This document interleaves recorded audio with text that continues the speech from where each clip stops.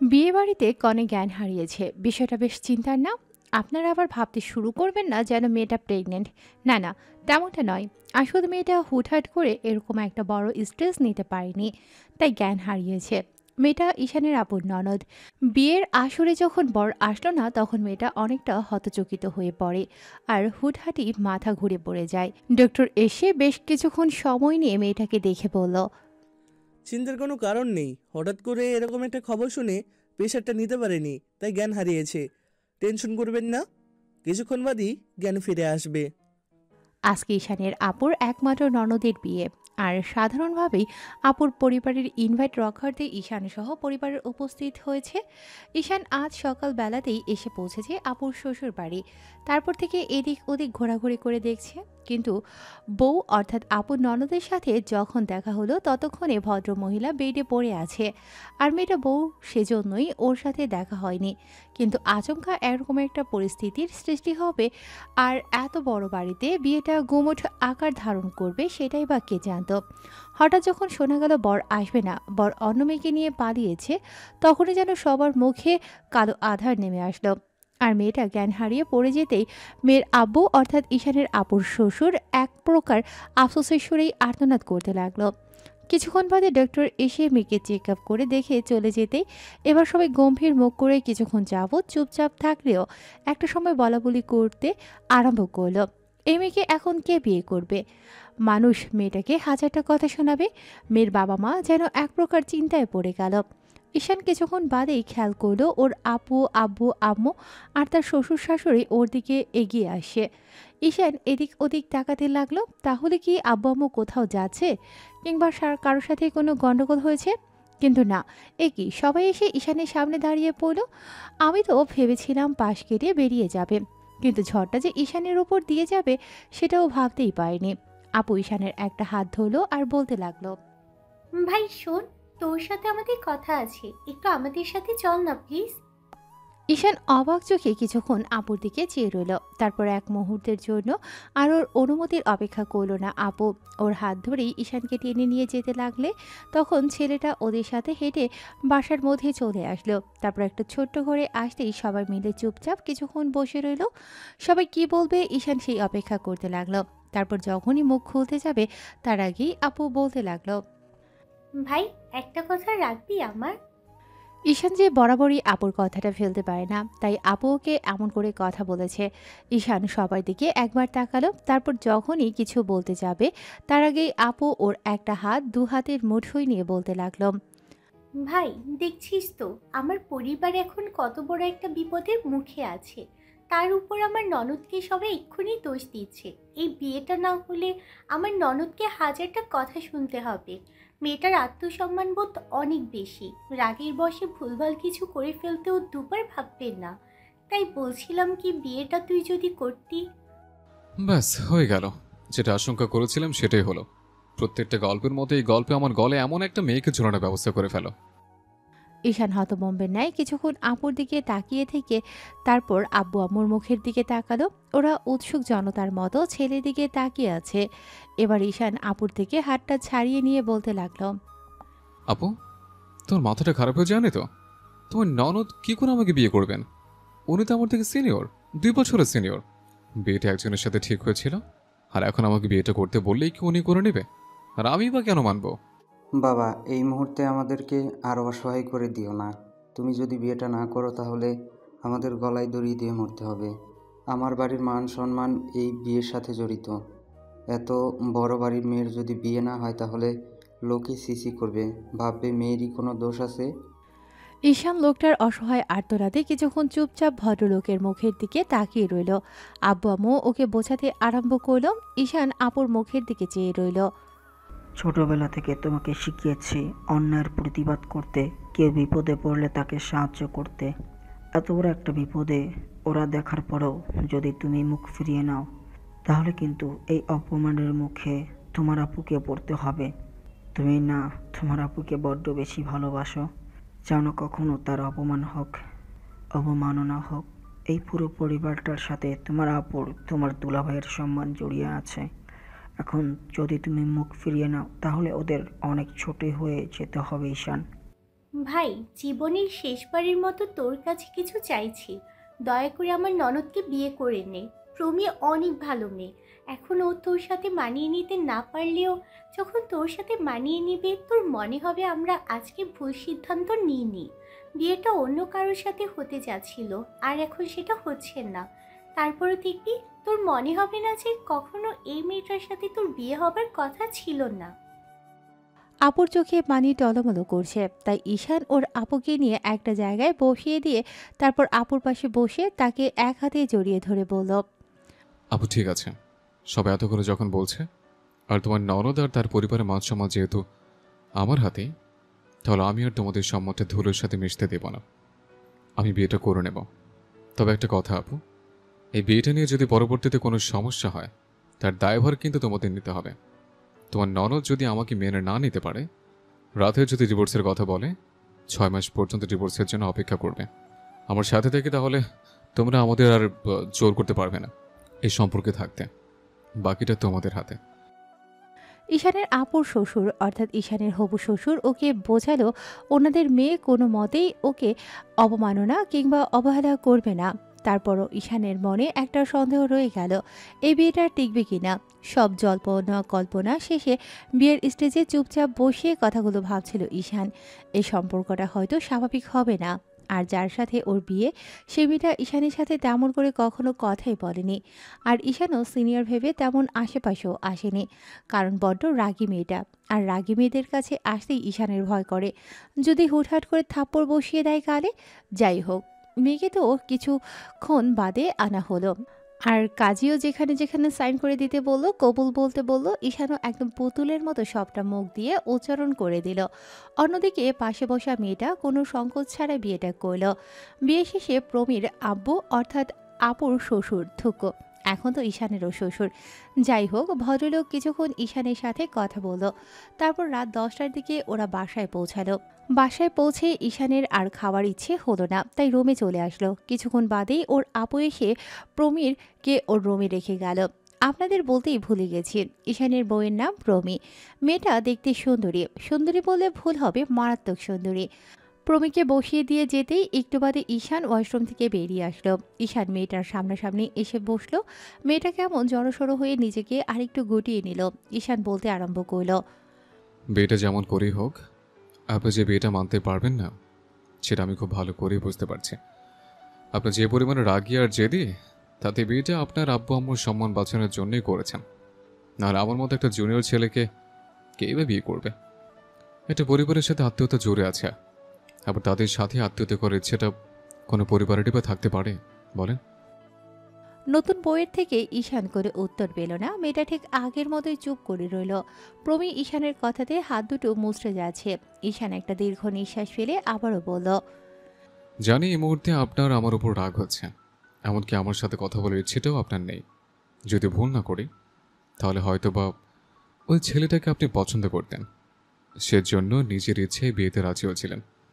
কিন্তু বিয়ের দিন এরকম কিছু হলো। যাই হোক, এসব কথা নাই বলে, তবে আমার দিক থেকে আমি সর্বোচ্চ চেষ্টা করব আপনার সাথে নিজেকে মানিয়ে নেয়ার। জানি না কতটুক পারবো, তবে আপনি যদি নিজেকে দূরে সরিয়ে রাখেন সেটা কখনোই সম্ভব হবে না।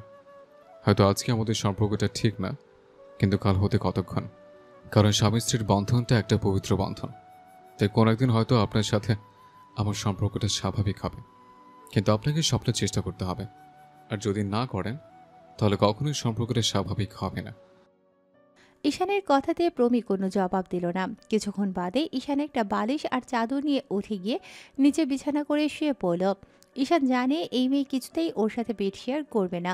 যে মেয়েটা ওকে দেখে সবসময় মুখ গোমরা করে থাকতো, কখনো ওর সাথে নিজে থেকে কথা বলেনি, কোনো ভুলভাল কথা বলে ফেললে রাগে চোখে ওর দিকে তাকিয়েছে, সেই মেয়েটা ওকে একেবারে শুতে দেবে, এটা ভাবাটা বোকামি। ঈশান শুয়ে পড়ল। মেয়েটা তেমন করেই ওখানে বসে আছে। সত্যি বলতে ঈশানের সাহস নেই প্রমীর মাথা থেকে ঘোমটা ফেলে দিয়ে ওকে একটাবার দেখার। যদি এরকমটা করতে যায় তাহলে দেখা গেছে কয়েকটা থাপ্পড় মুখের ওপর পড়বে না, তার ভুল নেই। মেয়েটা সেখানেই বসে আছে দেখে তখন ঈশান ওর দিকে ফিরে বলল, ভয় পাবেন না, আমি আপনার কাছে আসবো না।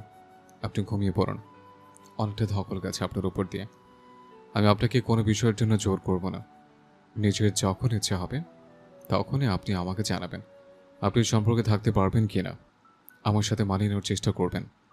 তাহলে আমার দিক থেকে আপনি সম্পূর্ণ সাপোর্ট পাবেন এই সম্পর্কটা টিকিয়ে রাখার জন্য। আর আমি আপনার প্রতি আমার দায়িত্ব পালন করে যাব। তবে যাই হোক, আপনাকে এর জন্য সমানভাবে চেষ্টা করতে হবে।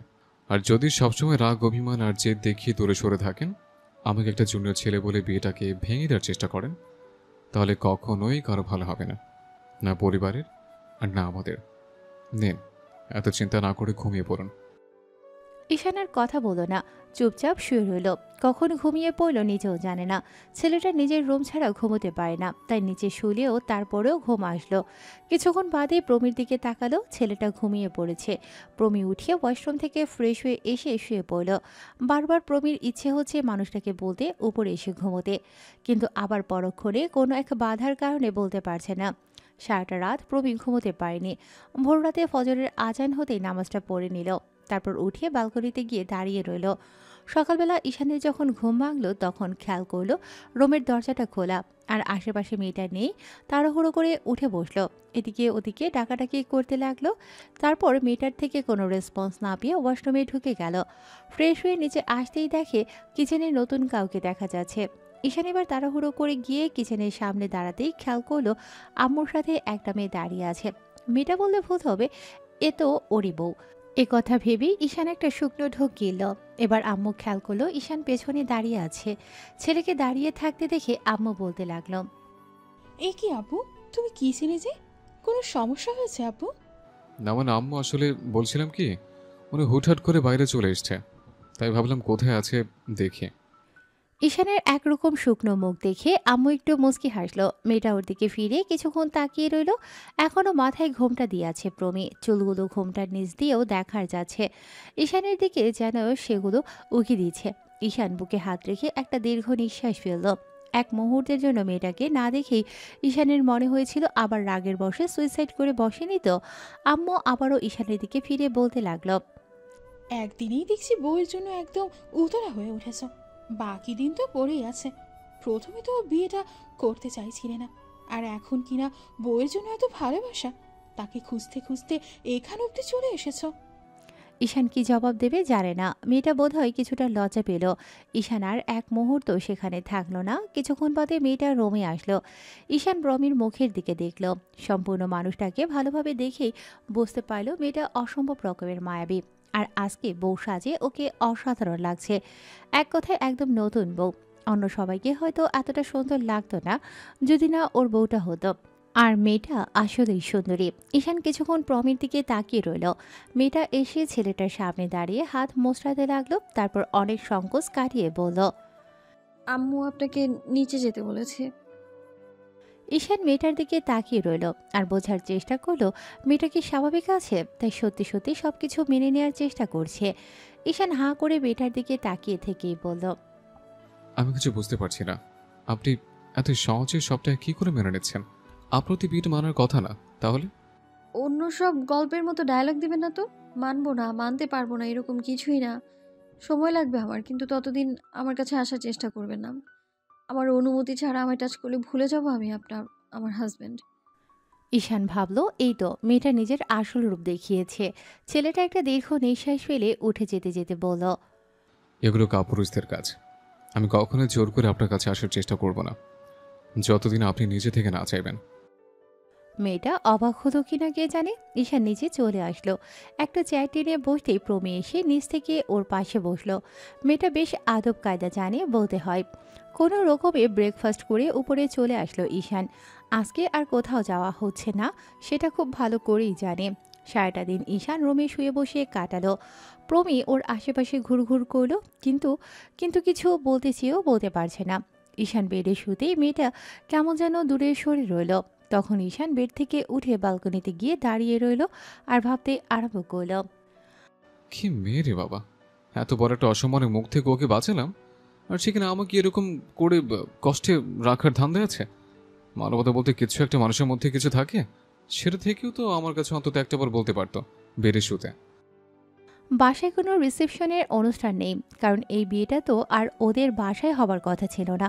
তারপরও প্রমীর আব্বু আম্মু আর কিছু আত্মীয় ওদের বাসায় আসলো, আর ছোটোখাটো একটা আয়োজন করে ওদেরকে প্রমীদের বাসায় পাঠানো হলো। ঈশান কোনো কথা বলল না, যেহেতু বিয়েটা করেছে আর আপুর সম্মান এর সাথে জড়িত, আর বারণ করলো না। প্রমিতের বাসায় চলে আসলো, এসে সবার সাথে কথা বলে রুমে আসতেই দেখে প্রমি ততক্ষণে ফ্রেশ হয়ে নিয়েছে। আর ঈশান ফ্রেশ হয়ে এসে খেয়াল করলো আশেপাশে সোফাও নেই। ঈশান এবার প্রমিকে উদ্দেশ্য করে বলতে লাগলো, আপনার রুমে দেখি সোফা নেই। ভেবেছিলাম শুধু আমার রুমেই সোফা নেই, এখন থেকে আপনার বেডরুমেও সোফা নেই। যদি সোফাটা থাকতো অন্তত আমাকে আর কষ্ট করে নিচে শুয়ে পিঠটা ব্যথা করতে হতো না। ঈশানের কথাতে প্রমি ফ্যালফ্যাল করে ছেলেটার দিকে তাকিয়ে রইল। ঈশান গিয়ে বেডের এক সাইডে বসে পড়ল। মেয়েটা কেমন করে তাকালো, তখন ঈশান বলল, টাচ করতে পারবো না, কাছে আসতে পারবো না, সেটা ঠিক আছে। তাই বলে কি বেডেও বসতে পারবো না? ঈশান উঠে যেতে নিলেও প্রমি কিছু বলতে গিয়েও বলতে পারল না। ছেলেটা ব্যালকনিতে গিয়ে দাঁড়িয়ে রইল। একটু বাদেই সবাই একসাথে ডিনার করে নিল। ঈশানের খুব লজ্জা লাগছিল, একে তো বোনের শ্বশুর বাড়ি, এখন আবার ওর শ্বশুর বাড়ি, কিন্তু বিয়েটা হুটহাট করেই হলো। আর প্রমি কখনো ওর সাথে মানিয়ে নিতে পারবে কিনা ঈশান জানে না। খাওয়া দাওয়া করে ঈশান রুমে আসলো। প্রমির সাথে কথা বলতে ইচ্ছে করছে না, মেয়েটা কেমন যেন ইগনোর করার চেষ্টা করে ওকে। আর চুপ করে থাকাটা সবসময় শুধু সম্মতিটা বোঝায় না, আবার পরক্ষণে এই মনে হলো যে অসম্মতিও বোঝায়। ঈশান নিচ থেকে উঠিয়ে এবার আলমারির দিকে গেল, নিশ্চয়ই কোনো চাদর কিংবা বালিশ হবে। এবার প্রমি বলতে আরম্ভ করলো, আপনি চাইলে কিন্তু বেডে শুতে পারেন। আমি আপনাকে একটাবারও বলিনি যে আপনি বেডে শুতে পারবেন না। নিচে কষ্ট করে শুতে হবে না, উপরেই শুন। ঈশান মেয়েটার এমন কথাতে প্রচুর পরিমাণে অবাক হলো। কিছুক্ষণ বাদে একটু হাসার চেষ্টা করে বলল, আমি কি পাগল নাকি আমার মাথা খারাপ যে বেডে শোবো? সকালে বলেছেন যেন আপনার কাছে আসার চেষ্টা না করি, আপনাকে ভুলভাল করে টাচ না করি। অনুমতি ছাড়া তারপর টাচ করে থাপ্পড় খাওয়ার ইচ্ছাটা আমার নেই। বউ ভালোবেসে মারলে সেটা অন্য ব্যাপার, কিন্তু রাগের বসে মারলে সেটাতে খুব আঘাত লাগবে, আর সম্মানে কতটা লাগবে সেটা বুঝতে পারছেন। প্রমি আর কোনো কথা বলল না। ঈশান নিচে শুয়ে পড়ল, বালিশটার নিচু তাই শুতে অসুবিধা হচ্ছিল, তাই মাথার নিচে হাত রেখে শুয়ে পড়ল। এসির পাওয়ারটা বেশ ভালো রকমই দেয়া, তাই শীত লাগছে। তার উপর কিছু বলল না, শীত লাগছিল বলে দু হাত গায়ে জড়িয়ে কিছুক্ষণ ছেলেটা এপাশ ওপাশ করতে লাগলো। প্রমি যখন আলতো আলতো ঘুমটা ভাঙলো, খেয়াল করলো ছেলেটা দু হাতে জড়িয়ে ঘুমিয়ে আছে। তখন প্রবীর মনে হলো যে ছেলেটা হয়তো ঠান্ডা লাগছে, তাই উঠে গিয়ে একটা কমফোর্টার বের করে ঈশানের গায়ে চাপিয়ে দিল। কিছুক্ষণ ওর মুখের দিকে তাকিয়ে রইল। ঈশানও কমফোর্টারটা পেয়ে কেমন যেন আরও আরাম করে শুলো। প্রমি ফোঁস করে একটা শ্বাস ছেড়ে আবার বেডে এসে শুয়ে পড়ল। ভালো লাগছে না কিছু। ছেলেটাকে বেডে শুতে বলল, তাও শুলো না। আর সকালবেলা ওরকম করে রাগের বশে কথাটা বলা মোটেই ঠিক হয়নি, বুঝিয়ে বললেই হতো।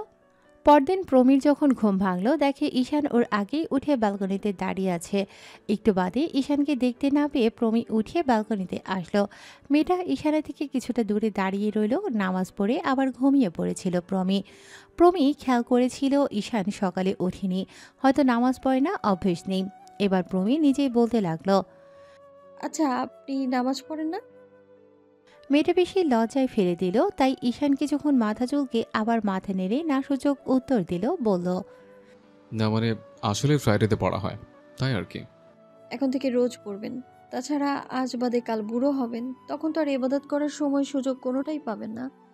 আর তখন কবুল হবে কিনা আল্লাহই ভালো জানেন।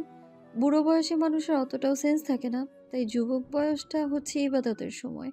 অন্তত যদি নামাজটা তো পড়তে পারেন আপনি। ঠিক আছে, এখন থেকে চেষ্টা করব। চেষ্টা নয়, তাছাড়া অভ্যাস করে নিন। বেশ কিছুক্ষণ দুজনের মাঝে নীরবতা বিরাজ করল। কিছুটা ভেবে প্রমি আবার বলল, আচ্ছা, একটা কথা।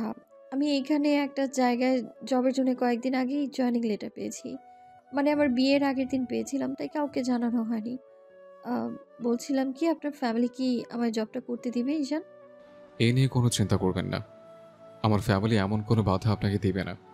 আপনি নিজের মতো করে চলতে পারেন। তবে একটা জিনিস খেয়াল রাখবেন, আপনি আমার বাড়ির বউ, আর আমার বাড়ির সম্মানও, তাই আমার বাড়ির মান সম্মানটা যেন বজায় থাকে। আপনার বাড়ির মান সম্মানটা যেমন আমি বাঁচিয়ে দিয়েছি, এখন থেকে আমার বাড়ির সম্মানটা প্রতিনিয়ত বাঁচানোর দায়িত্ব আপনার। আমি হয়তো বোঝাতে পারছি না কি বলতে চাইছি, তাই দয়া করে এমন কিছু করবেন না যার জন্য আমাকে বা আমার পরিবারকে অসম্মানিত হতে হয়। এইসব নিয়ে কোনো আপনি চিন্তা করবেন না। আমার দিক থেকে জবের জন্য আপনি ফুল সাপোর্ট পাবেন। আমি চাই না আপনাকে ঘরের মধ্যে বন্দি করে রাখতে। মেয়েটা কি ভাবলো কে জানে, কিছুক্ষণ নীরবতা, তারপর আবারও ইতস্তত করে বলেই ফেলল। পরশু আমার জয়েনিং ডেট। আমি চাইছিলাম পরশু আপনার বাসা থেকেই জবে জয়েন করব। কেউ রাগারাগি করবে না তো ঈশান? আপনি এসব নিয়ে চিন্তা করবেন না, আমি সবাইকে সবটা বুঝিয়ে বলবো। দুদিন পর প্রমিকে নিয়ে ঈশান বাসায় আসলো, আর বাসায় ফেরার পরদিন প্রমির জবে জয়েনিং ডেট। ঈশানের জিজ্ঞেস করা হয়নি মেয়েটা কোথায় জবে জয়েন করেছে কিংবা কোন সেক্টরে জব করে। মেয়েটা নিজেও আর কিছু বলেনি। পরদিন সকালবেলা ব্রেকফাস্ট করে মেয়েটা ঈশানকে বলে বেরিয়ে গেল। ঈশানের বেশ ভালোই লাগলো, মনে হলো আর যাই হোক বউটা বেয়াদব নয়, জামাইকে বলেই বেরিয়েছে। কথাগুলো ভাবছিল, এর মাঝে ঈশানের বন্ধুর নাম্বার থেকে কল আসলো। ফোনটা রিসিভ করে বলল কলেজে আসছে, আর বেরিয়েও পড়ল। বউ বাসাতে নেই, আর এখন আব্বু আম্মু আর বাধা দেবে না, তাই আব্বু আম্মুকে বলে ঈশান কলেজের উদ্দেশ্যে বেরিয়ে পড়ল। 15 মিনিটের মাথায় কলেজে চলে আসলো ঈশান।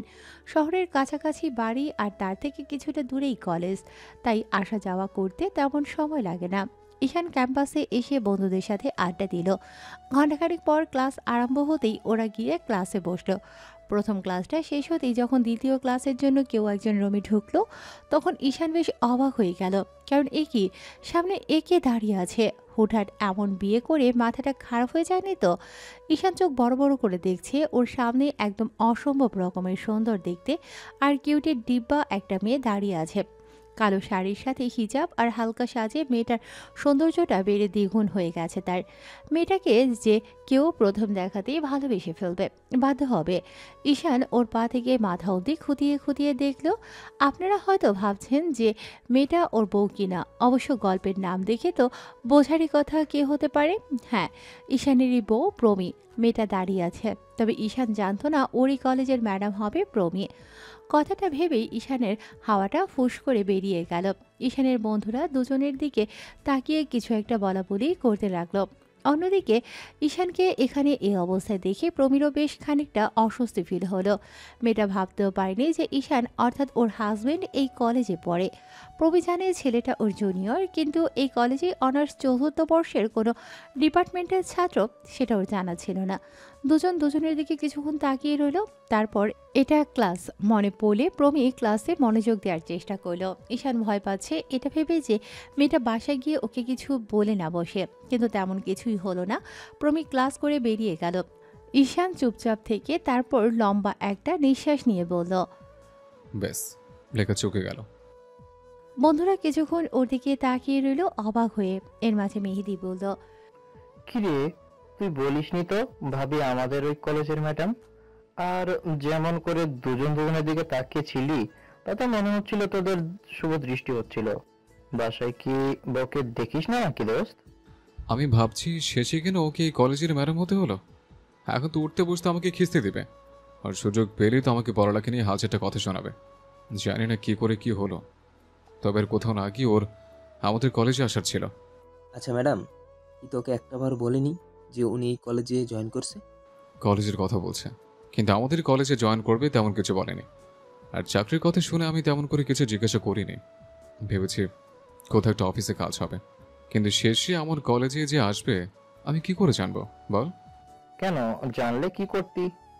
জানলে আর কি করব? কলেজে আসতাম না, কিংবা ওনাকে চাকরিটা করতে বারণ করব, সেটাও ভাবিস না। মেয়েটার সাথে যদি আমার বিয়ে নাও হতো, তারপরে এই কলেজে জয়েন করতাম। আমি জবটা ভালোবেসে করেছি, আপু আমাকে সবচেয়ে বলেছে, তাই আমি ওই স্বাধীনতাতে কোনো হস্তক্ষেপ করব না। কিন্তু এখন কি করবি? ম্যাডাম তোকে দেখলেই বিব্রত বোধ করবে। এমন একজনকে বিয়ে করেছি, সে কিনা তোর এই কলেজের ম্যাডাম। এটা তুই এত সহজে মানিয়ে নিবি কি করে? অস্বস্তি তো কিছুটা হবেই, তাই বলে যে কলে আসবো না কিংবা প্রমির সামনে আসা যাবে না এরকম কিছু না। সময় লাগবে, তারপর একটা সময় আস্তে আস্তে সব ঠিক হয়ে যাবে। দেখ, শেষে বন্ধু আমার ম্যাডাম বউ পেয়েছে। যাই হোক, দেখিস ভাবির কোনো বান্ধবী আছে কিনা, নাহলে আমরাও একটু লাইন লাগাতাম আর কি। আমার ঠিকঠাক কাছে আসতে দেয় না, আমাকে ঠিকঠাক কাছে আসতে দেয় না, তার আগে দেখছি তোরা আমাকে না ডুবিয়ে ছাড়বি না। মানে আবার কি? ম্যাডাম বলে দিয়েছে ওনার আমাকে মানতে সময় লাগবে। যতদিন না উনি আমাকে মানতে পারবে ততদিন অবধি যেন আমি ওনার কাছেও না যাই, আর ওনাকে যেন অনুমতি ছাড়া ছোঁয়ার চেষ্টাও না করি। আমি তো ভেবেছিলাম বাসরাতে কয়েকটা থাপ্পড় অন্তত তুই খাবি, আর জুনিয়র বলে তোকে অবজ্ঞা করবে। যাই হোক, দিন শেষে যে এতটুকু বলেছে সেটাই অনেক। ভেবেছিলাম মেয়েটা যে রাগী আর জেদি, তার উপর বিয়েটা হুটহাট করে ভেঙে গেল, তাতে তোকে কখনো নিবেই না, উল্টো এই বিয়েটাও করতে চাইবে না। এরকম টাইপের গল্পে যা হয় আর কি। সেদিন বন্ধুদের সাথে আড্ডা দিয়ে ঈশান বিকেলের দিকে বাসায় ফিরতেই খেয়াল করলো প্রমি ডাইনিংয়ে বসে আম্মুর সাথে কথা বলছে। ঈশান রুমে আসতেই একটু বাদে প্রমি আসলো, তারপর ওর দিকে কেমন করে তাকিয়ে রইল। তখন ঈশান বলল, আপনি যে আমাদের কলেজে জয়েনিং করবেন আমাকে একটাবারে বলেননি কেন? কেন, বললে কি হতো? যেতেন না ওখানে, নাকি লেখাপড়াটাই বাদ দিয়ে দিতেন? তেমনটা নয়, তবে আপনার আমাকে বলা উচিত ছিল। আপনি আমায় জিজ্ঞেস করেননি, শুধু বলেছেন আমাকে কোনো কিছুতে বাধা দেবেন না, তাই আর কি প্রয়োজন মনে করিনি। ঈশান একটু অপমানিত বোধ করল। ওকে বলার নাকি প্রয়োজন মনে করেনি, ওরে বউ আবার বলছে ওকে বলার প্রয়োজন মনে করেনি। ঈশান প্রমির সামনে এক মুহূর্ত দাঁড়ালো না, ফ্রেশ হয়ে আসলো, নিচে এসে নাস্তা করলো। কিন্তু একে নাস্তাটা আজকে অন্যরকম লাগছে, তার উপর মেয়েটা এনে দিল কেন? কথাগুলো ভেবেই ঈশান এবার জিজ্ঞেস করলো, ঘটনা কি বলেন তো? আজকে আপনি নাস্তা নিয়ে আসলেন, বিয়ের কয়েকদিন হয়নি, তার মাঝে বাসার এত কাজ কেন করতে হবে আপনাকে? আজকের নাস্তাটা আমি রেডি করেছি, আর খেয়ে দেখুন তো কেমন হয়েছে। আমি জানি পাস্তা আপনার খুব পছন্দের। কে বললো আপনাকে? আম্মু। ঈশান আবারও কিছুটা খেয়ে প্রশংসা করতেই মেয়েটা মুচকি হাসলো। ঈশান জানে না প্রমি কি করতে চাইছে আর ভবিষ্যতে কি করবে, তবে এইটুকু বুঝতে পারছে এই মেয়েটার সাথে সংসার করতে ওকে অনেক কাঠখড় পোড়াতে হবে। আর যাই হোক, প্রমি ওকে মেনে নেবে না সেটা না বললেও এর সাথে সম্পর্কটা স্বাভাবিক হতে কতগুলো বছর লাগবে ঈশান জানা নেই। বিকেলের দিকে বাইরে আসতে নিলে তখন প্রমি বলতে আরম্ভ করলো, 2 দিন আগে বলেছেন নামাজ পড়ার চেষ্টা করবেন, চেষ্টা তো দূরে থাক, নামাজের ধারে কাছেও দেখছি না। যান, মাগরিবের নামাজটা পড়ে আসেন। ঈশান কখনো এত তাড়াতাড়ি বাসায় আসেনি, আর মেয়েটার জন্য নাকি ওকে বাসায় আসতে হবে। কথাগুলো ভেবেই বলতে লাগলো, নামাজ পড়ে আসবো এটা সিউরিটি দিতে পারছি, কিন্তু এত তাড়াতাড়ি বাসায় আসবো সেটার কোনো গ্যারান্টি দিতে পারছি না। কেন, এত সময় কি করেন বাইরে? বাইরে বসে কি গার্লফ্রেন্ডের সাথে আড্ডা দেন নাকি? তাকে নিয়ে ঘুরতে যেতে হয় আপনাকে? ঈশান একটু তাচ্ছিলের হাসি দিল, তারপর কিছু না বলে বাসা থেকে বেরিয়ে গেল। নামাজটা পড়ে তারপর বন্ধুদের সাথে বেশ অনেকটা সময় আড্ডা দিল। ঈশান নামাজের সময় হতেই তারপর সেটাও শেষ করে বাসায় আসলো। বাসায় আসতেই খেয়াল করলো সবাই ডাইনিং রুমে বসে কথা বলছে। ঈশান ফ্রেশ হয়ে ডাইনিংয়ে বসতেই সবাই এসে বসলো। একসাথে খাওয়া দাওয়া করে তারপর যে যার মতো রুমে চলে আসলো। ঈশান আজও নিচে শুয়ে আছে আর মেয়েটা উপরে, দুজনেই চুপচাপ শুয়ে আছে। একটা সময় প্রমি নিজে থেকেই বলল, আচ্ছা, আপনাকে একটা কথা বলার ছিল ঈশান। কথাগুলো কিভাবে জিজ্ঞেস করব কিংবা কিভাবে বলবো আমি জানি না, তারপরেও খুব জানতে ইচ্ছে করছে আমার। ঈশানের থেকে কোনো রেসপন্স না পেয়ে প্রমি আবারও বলতে লাগলো, বলছিলাম কি, আম, আপনার কি কারোর সাথে রিলেশন ছিল? না মানে আমাদের বিয়ের আগে যদি কারোর সাথে রিলেশন থাকতো তাহলে এইসব জানার পর তো আপনার সম্পর্কটা নষ্ট হয়ে যাওয়ার কথা। ঈশানের থেকে কোনো রেসপন্স না পেয়ে এবার প্রমি একটু মাথাটা উঁচু করে উকি দিতেই খেয়াল করলো ছেলেটা ঘুমিয়ে পড়েছে। বড় ঘুম কাতরে ছেলেটা, আসতে না আসতেই কী করে ঘুমিয়ে যায়। প্রমি একটা দীর্ঘ নিঃশ্বাস ফেলে কিছুক্ষণ যাবৎ ঈশানের মুখের দিকে তাকিয়ে থেকে নিজেও ঘুমিয়ে পড়ল। এমন করে চলছে দুজনের টানা হেঁচড়ার সংসার। এর মাঝে দুজনের কাছে আসার তো দূরে থাক, দিন দিন কেমন যেন দুজনের মাঝে দূরত্বটা বেড়েছে। তার উপরে যখন থেকে প্রমি কলেজে জয়েন করেছে তখন থেকে কলেজে যাওয়ার পর এমন একটা ভাব করে যেন ঈশানকে চেনে না, আর ঈশানও চায় না ওর কলেজের জায়গায় এসে ওকে স্বামী হিসেবে পরিচয় দিতে। এই ব্যাপারটা এতটা সহজ নয় কোনো ছাত্র ম্যাডামের স্বামী, তার উপর এসব সবাইকে জানানো এতটাও সহজ নয়। ঈশান ভাবে মেয়েটা যতদিনে ওর সাথে স্বাভাবিক হবে ততদিনে হয়তো ওর জানের কিছু বাকি থাকবে না। এখন ঈশান প্রমির ক্লাসটা প্রায় মিস দেয়, এই বিষয়টা প্রমি খেয়াল করেছে, তাই ইচ্ছে হলো ওকে এই বিষয়টা জিজ্ঞেস করতে। প্রমি বাসা থেকে বের হবে তখনই ঈশানের সামনে এসে দাঁড়ালো আর ঈশান বলল, কিছু বলবেন ম্যাডাম? ম্যাডাম কথাটা শুনে খুব বিরক্ত লাগলো প্রমির। মেয়েটা বিরক্তিতে চোখ মুখ কুঁচকে নিয়ে বলতে আরম্ভ করলো, আমি কলেজে তোমার ম্যাডাম, কিন্তু বাসায় নই, তাই বলছি এখানে ম্যাডাম না বলেই ভালো হয় ঈশান। তাহলে কি বলে রাখবো? এখনো পর্যন্ত কোনো কিছু বলে পারমিশন পাইনি, সেদিন যেটা বলেছেন তার কিছুটা আপনার মাঝে দেখতে পাচ্ছি না। এমন কিছু বললাম আর তাতে যদি রাগ করেন, তাই আর কি।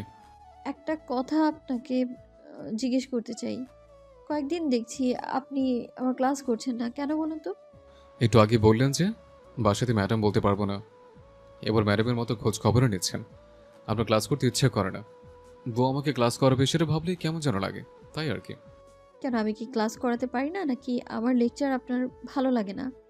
আমি যতক্ষণ আপনার সামনে থাকি ততক্ষণ যে আপনার স্বস্তি ফিল করেন সেটা আমি খুব ভালো করে বুঝতে পারি।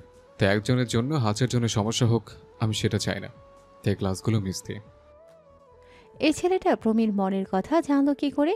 প্রমীর অনেক বেশি অস্বস্তি ফিল হয় তেমন কিছু না। তার উপর ঈশান যাই বলো, কথাটা একটু হলেও সত্যি। প্রমী চুপচাপ দাঁড়িয়ে থেকে একটা দীর্ঘ নিঃশ্বাস ফেলে বলল, ঈশান, আপনি যেমনটা ভাবছেন তেমনটা নয়। তবে প্রথম কিছুদিন এরকমটা হবে, তারপর দেখবেন আস্তে আস্তে সব ঠিক হয়ে যাবে। এসব যতদিনে ঠিক হবে ততদিনে না হয় আমি আপনার ক্লাসটা না করি। আগে আপনি স্বস্তির মধ্যে ফিরে আসেন, তারপর না এসব নিয়ে কথা বলবো আর ভেবে দেখবো। ঈশান বেরিয়ে আসলো আর প্রমিও ওর পেছন পেছন আসলো। একসাথে দুজনে কখনোই কলেজ যায়নি। ঈশান বাইক নিয়ে কলেজে পৌঁছায় আর প্রমীর রিক্সা করে কলেজে আসে। মেয়েটা কখনো নিজ থেকে বলে না ওর সাথে যেতে কিংবা ওর বাইকে আসবে। ঈশান এসব কথা ভেবে হতাশ, চরম হতাশ। এর মাঝে আব্বু কয়েকদিন বলেছে অফিসে যাওয়ার কথা। ঈশানও ভেবে নিয়েছে যেহেতু প্রমীর ক্লাস করছে না, তাহলে অফিসে যাওয়াটাই বেটার। কথাগুলো ভেবে ঈশান পরদিন আব্বুর সাথে কথা বলল আর অফিসে যাওয়ার কথা বলতেই আব্বু বলতে লাগলো, পড়ালেখাটা যতদিন চালিয়ে যাচ্ছ ততদিন সপ্তাহে 2-1 দিন করে সময় দিলেই হবে। ব্যবসাটাও বুঝে যাবে। আর কলেজ থেকে বৌমার দিকে খেয়াল রেখো। বৌমা কথাটা শুনিয়ে প্রমি চোখ বড় বড় করে আব্বুর দিকে তাকিয়ে রইল। এই পিচ্ছি ছেলেটা নাকি ওর বর। কথাগুলো ভেবেই কেমন যেন চুপচাপ রইল। রাতে দুজন শুয়ে আছে। ঈশান কোনো কথা বলছে না। ঈশান বিয়ের কয়েকদিন পর থেকেই কখনোই রোমে এসে প্রমির সাথে তেমন কথা বলে না। প্রমি এই বিষয়টা খারাপ লাগে। প্রায়ই ভাবে ছেলেটাকে বলবে যে বেডে থাকতে, কিন্তু বলতে পারে না। অন্যদিকে ঈশানের এমন স্বভাব হয়ে গেছে নিচে থাকতে থাকতে। 1 মাসের বেশি সময় হয়ে গেছে ওদের বিয়ে হয়েছে, কিন্তু বিয়ের নামগন্ধটাও ওদের মাঝে নেই। কেমন যেন দূরত্ব বজায় রেখে চলে মেয়েটা। আর সবসময় মনে হয় এই সম্পর্কটা হয়তো কখনো ঠিক হবে না। তার উপর আশায় আছে যদি কখনো ঠিক হয়। যাই হোক, অন্য আর 10টা সম্পর্কের মতো মেয়েটা ওর কাছে ডিভোর্স তো চায়নি, কিন্তু ডিভোর্স না চাইলেও তো সম্পর্কটা ঠিক হচ্ছে না। কবে ঠিক হবে ওরা কেউ সেটা জানেও না। এই মেয়েটা কেন ওকে এরকম করে এড়িয়ে চলার চেষ্টা করে? জব করে বলে সময় নেয়, তাই বলে যে একটু সময় নেই আর তার উপর মানিয়ে নেয়ার চেষ্টাও করে না প্রমি। সেটা ভাবলেই ঈশানের অস্বস্তি ফিল হয়। মাঝে মাঝে তো মেয়েটাকে বলতে ইচ্ছে করে ঈশানের, আপনি কি নিজে থেকে একটু সবকিছু মানিয়ে নেওয়ার চেষ্টা করতে পারেন না? ঈশান এই কথাটা কখনো বলতেও পারেনি। এর মাঝে প্রমি একদিন কলেজের দিকে আসছিল। ঠিক তখনই কয়েকটা বখাটে ছেলে ওর রিস্কাকে ঘেরাও করে ধরে। তখনই প্রমি ওদের রাগী কণ্ঠে বলে, কি ব্যাপার, সমস্যা কি আপনাদের? কয়েকদিন যাবতই দেখছি আমায় ফলো করছেন, আজকে আবার রিক্সা দাঁড় করাচ্ছেন কেন? এখান থেকে চলে যান, কোনো ঝামেলা করতে চাইছি না আমি, যেতে দিন আমায়। মামনি, কয়েকদিন যাবত দেখছিলাম তুমি এই কলেজে যাতায়াত করো। তোমাকে আমাদের ভালো লেগেছে, তাই ভাবছিলাম তোমার সাথে একটু সাক্ষাৎ করি, মাঝে মধ্যে একটু প্রেম ভালোবাসা করতাম আর কি। ছেলেটার এরকম কথা দিয়ে প্রমি দমে না গিয়ে উল্টো রিক্সা থেকে নেমে আসলো। একটা ছেলে ওর দিকে কিছুটা এগিয়ে আসতে প্রমি বলতে আরম্ভ করলো, ফাজলামো করার জায়গা পান না তাই না? এসব না করে নিজের কাজে মনোযোগ দিন। নিজের কাজই তো মনোযোগ দিচ্ছি। তোমাকে ভালো লাগছে মাইরি, আমাকে বিয়ে করবে, অনেক সুখে থাকবে। কথাটা বলেই ছেলেটা খিলখিল করে হাসতে লাগলো। কথাটা প্রমির মোটেও পছন্দ হলো না, তাই কষে সামনে থাকা ছেলেটাকে একটা থাপ্পড় বসালো আর বলতে আরম্ভ করলো, আরেকবার যদি আমার আশেপাশেও দেখি না, তাহলে তোর খবর করে ছেড়ে দেব। আর শোন, মেয়ে বলে ভাবিস না অতটাও দুর্বল। এরপর যদি ভুলেও এই কলেজের আশেপাশে দেখি না, তাহলে আমি পুলিশে কমপ্লেন করতে বাধ্য হব। তোর এত সাহস কি করে হলো আমার গায়ে হাত তোলার? তুই জানিস আমি কে? তুই অনেক বড় অন্যায় করে ফেলেছিস, এই অন্যায়ের ফল তোকে কিন্তু ভোগ করতেই হবে। তুই যে বাবার ছেলেই হোস না কেন, অন্যায় করেছিস তাই তোর গায়ে হাত তুলেছি। মেয়েদের সাথে কিভাবে কথা বলতে হয় জানিস না, তাই শেখানোর জন্য শাসন করে নিলাম। শোন, কাল থেকে ক্লাস 1-এ ভর্তি হয়ে যাস। আজকে থেকে লেখাপড়াটা শুরু কর। দেখবি বইয়ে সুন্দর করে লেখা আছে বড়দের সম্মান করতে হয় আর শিক্ষকদেরও সম্মান করতে হয়। এর জন্য তোকে পস্তাতে হবে, অনেক বেশি পস্তাতে হবে। এবার প্রমি রেগে একটু চিৎকার করে বলল, তোরা যা পারিস করে নিস, কিন্তু আমার আশেপাশেও যদি দ্বিতীয়বার দেখি না তাহলে তোদের কি হাল করব সেটা আমি নিজেও জানি না। প্রমি একরকম চিৎকার করে কথাটা বলতেই আশেপাশের লোকজন জড়ো হয়ে গেল। ব্যাপারটা সুবিধার নয় দেখে ছেলেগুলো সেখান থেকে কেটে পড়ল। প্রমি এক প্রকার রাগ নিয়ে কলেজে আসলো। তারপর ক্লাস করানোর জন্য যখনই ঈশানদের ক্লাসে আসলো তখন ঈশানকে না দেখে আজকে বড্ড মেজাজ খারাপ হলো। এমনিতেই মেজাজটা চটে আছে, তার উপর আবার ঈশানকে ক্লাসে না পেয়ে ওর বন্ধুদের উদ্দেশ্যে বলতে লাগলো, ঈশানকে তোমরা ক্লাসে আনতে পারো না? তোমাদের বন্ধু কোথায়? এখনই ওকে জোর করে নিয়ে আসো ক্লাসে।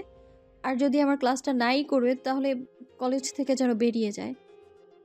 এমনিতেই রেগেছিল, তার উপর আবার ঈশানকে না দেখে মেজাজটা পুরোটাই খারাপ হলো। প্রমি ভাবছে আজকে ছেলেটার সাথে থাকলে হয়তো এরকম কিছু হতো না। কথাগুলো যখন থেকেই ভাবছে তখনই মনে হচ্ছে ছেলেটা কখনো নিজে থেকে বলবে না ওর সাথে আসার জন্য। ম্যাডামের কথাতে মেহেদি, শুভ আর ওদিকে বাকি বন্ধুগুলো মাথা নিচু করে দাঁড়িয়ে রইল।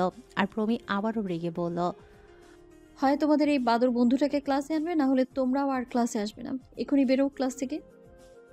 ওরাও বেশ অবাক হলো ম্যাডামের এরকম বিহেভিয়ারের জন্য, কারণ আসার পর থেকে ম্যাডামকে দেখেনি এতটা রেগে থাকতে। প্রমির এরকম কথাতেই ঈশানের বন্ধুরা তাড়াহুড়ো করে বেরিয়ে গেল। তারপর ক্যান্টিনে গিয়ে ঈশানকে পেয়ে জোর করে সেখান থেকে ক্লাসে নিয়ে আসলো। তারপর দরজার সামনে দাঁড়িয়ে শুভ বলল, ম্যাডাম, আমরা ঈশানকে নিয়ে আসছি। ম্যাডাম সবাইকে ভেতরে আসতে বলে যে যার জায়গায় বসলো। তারপর ঈশান যখনই যেতে নেবে তখনই প্রমি বলতে লাগলো, কোথায় ছিলেন আপনি এতক্ষণ? মেয়েটার এমন ধারা কথাতেই ঈশান চুপ রইল। ঈশান সেখানেই দাঁড়িয়ে আছে আর প্রমির দিকে ফিরতেই বলল, আমি আপনাকে কিছু জিজ্ঞেস করেছি। ম্যাডাম কোনো কোশ্চেন করলে সেটার আনসার দিতে হয়, সেটা কি জানা নেই আপনাদের? সবার সামনে দাঁড় করিয়ে রেখেছে, আবার এত রুডলি কথা বলছে। তার উপর যদি বেশি কথা বলতে যায় দেখা গেল সিন ক্রিয়েট করে বসবে। তাই ঈশান আমতা আমতা করে বলল, না মানে আসলে ম্যাডাম ক্যান্টিনে ছিল। এখন কি ক্যান্টিনে থাকার সময়? কলেজ থেকে কি কর্তৃপক্ষ আপনাকে বলে দিয়েছে এই ক্লাসের সময়টা আপনাকে ক্যান্টিনে গিয়ে বসে থাকতে? নাকি দারোয়ানের চাকরি পেয়েছেন ওখানে? মেয়েটা যে প্রচণ্ড পরিমাণে রেগে আছে সেটা ঈশান ওর বন্ধুদের থেকে শুনেছিল, কিন্তু এত রেগে আছে সেটা জানলে কখনোই ক্লাসে আসতো না। আর এরকম করে বিব্রতকর পরিস্থিতিতে ওকে ফেলবে সেটা ঈশানের জানা ছিল না। প্রমি এর আগে এতটা রাগী কণ্ঠে কখনোই কথা বলেনি। কথাগুলো ভেবেই এবার ছেলেটা মাথা নিচু করে রইল। প্রমি আবার বলতে লাগলো, একটা কথা ভালো করে শুনে রাখুন, হয় ক্লাসে আসবেন আর না হয় কলেজে আসবেন না। কলেজে এসে এরকম বখাটেদের মতো ক্যান্টিনে গিয়ে বসে থাকবেন, ক্লাস করবেন না, তাহলে কলেজে আসার কোনো দরকার নেই। আপনাদের মতো দু একটা ছাত্র না থাকলে কলেজে খুব বেশি ক্ষতি হয়ে যাবে না? ঈশান কোনো কথা বলতে পারল না। কথা বললেই মেয়েটা সিনক্রেট করবে, তাই চুপচাপ থাকাটা স্বাস্থ্যের জন্য উপকারী। প্রমি একটু বাদে ক্লাস নিতে আরম্ভ করলে ঈশান গিয়ে একটা জায়গায় বসে পড়ল। আজকে কোনো কথা বলার মতো সাহস হলো না। মেয়েটা এত পরিমাণে রেগে আছে কেন? ঈশান ক্লাসটা করে কলেজ থেকে বেরিয়ে গেল। শেষে কিনা বউ আজকে ক্লাসের সবার সামনে ঝেড়েছে। কথাগুলো ভাবলেই মাথাটা গরম হয়ে আসে। কিসের বউ? আর বউ বলে কি মাথা কিনে নিয়েছে নাকি? ঈশান সব সময় নিজের ইচ্ছে মতো চলে আর চলবে।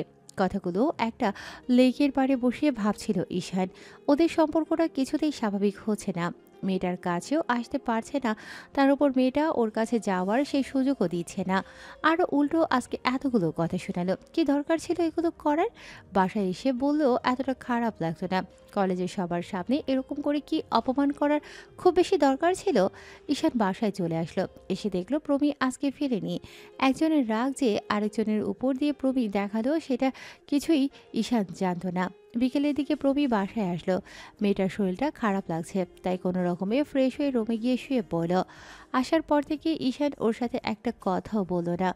রাতে খাওয়া দাওয়া করে যখন ঈশান নিচে শুতে যাবে তখনই প্রমি বলতে লাগলো, সবসময় এত নাটক করতে হবে কেন? আপনি বেডে শুতে পারেন। ব্যাস, এবার ঈশানের মেজাজটা প্রচুর পরিমাণে খারাপ হয়ে গেল। একে তো সকালে এত কড়া কড়া কথা শুনিয়েছে, তার উপর এখন আবার রাগ দেখানোর চেষ্টা করছে। ও নাটক করছে। কথাগুলো কানে আসতেই ঈশানের বলতে লাগলো, সকাল থেকে এত মেসেজ দেখাচ্ছেন কেন? আপনার কি অধিকার আছে আমার উপর কথা বলার? বিষয়টা জাস্ট একটা অ্যাক্সিডেন্ট, আর আপনি সেটা অ্যাক্সিডেন্ট হিসেবেই নিয়েছেন। একটা কথা কান খুলে শুনে রাখুন, আমি আমার নিজের মতো করে চলব। আপনার কোনো কথা আমার শোনা দরকার নেই। কিছু হলে সেটা নিয়ে আপনি আমাকে এক্সপ্লেন করবেন না, উল্টো এরকম করে রাগ দেখাচ্ছেন। কি অধিকার আছে আপনার রাগ দেখানোর? ভালোবেসে কখনো কথা বলেছেন আমার সাথে? আরও দূরত্ব বজায় রেখে চলার চেষ্টা করেন। আমি কি নিজে থেকে চেষ্টা করিনি সম্পর্কটা স্বাভাবিক করার? আপনি চেষ্টা করেছেন কখনো? ঈশান এক নাগাড়ে কথাগুলো বলে থামল।